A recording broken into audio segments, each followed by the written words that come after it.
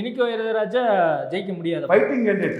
எந்த ஃபேக்டர் அவரை தடுக்குதுன்னு நினைக்கிறீங்க? ஃபைட்டிங் ஏன்னா ஃபைட்டிங் கேண்டிடேட்னு சொன்ன பிறகு அதுக்கப்புறம் என்கிட்ட நீங்க என்ன ஆன்சரை கூடுதலா எதிர்பார்க்குறீங்க? இல்ல அவர் ஒரு ஸ்ட்ராட்டஜி வச்சிருப்பார்ல, இந்த தேர்ந்தெடுத்த ஃபைட்டிங் கேண்டிடேட்ங்கிறது என்னோட பதில்.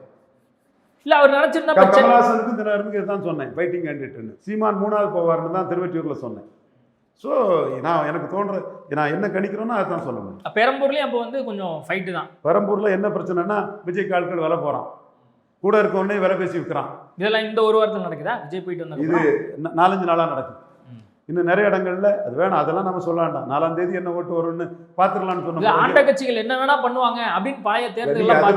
அதே மாதிரி இந்த முறை ஏதாவது பல்வேறு விஷயங்கள்லாம் பண்ண போறாங்களா? கண்டிப்பா கமலஹாசன் ஓட்டுக்கு ரூபா கொடுத்திருந்தாருன்னா கோயம்புத்தூர்ல செய்திருப்பாரு. கொடுக்கல, அவர் ஒரு சுதந்திர போராட்ட ஜாயிக்க மகன். பட் விஜய் ஓட்டுக்கு ரூபா கொடுக்கக்கூடிய வேலையை பார்ப்பாருன்னு எனக்கு தெரியும். விஜய் ஆட்கள் புதுச்சேரியில் ஓட்டுக்கு ரூபா கொடுத்துருக்காங்க. இப்பவும் வாசுதேவநல்லூர் போன்ற இடங்கள்லாம் விஜய்க்கு தேர்தல் பிரச்சாரத்தை பாருங்கள். இளைஞர்களோ ரசிகர்களோ நீங்கள் சொல்லக்கூடிய அந்த ஹிட்ஸோ ஒரு புண்ணாக்கும் இல்லை. 60-50 வயசு தாண்ட பெண்கள் தான் போகிறாங்க. ஒரு நாள் பிரச்சாரத்துக்கு 300 ரூபா